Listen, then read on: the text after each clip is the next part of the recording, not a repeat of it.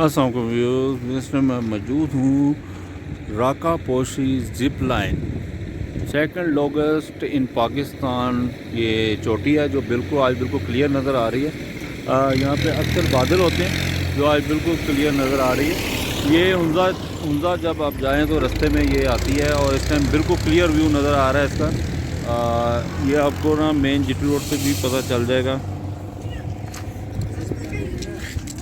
कोई clear view इसका आ रहा है इस टाइम राका पोशी।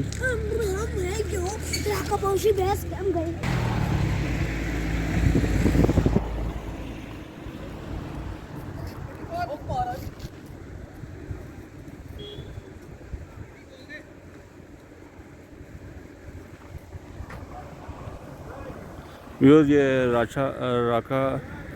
राका पोशी पॉइंट है जहाँ पे इस टाइम मैं खड़ा हूँ। जिप लाइन आगे से आपको नज़र आ रहा है।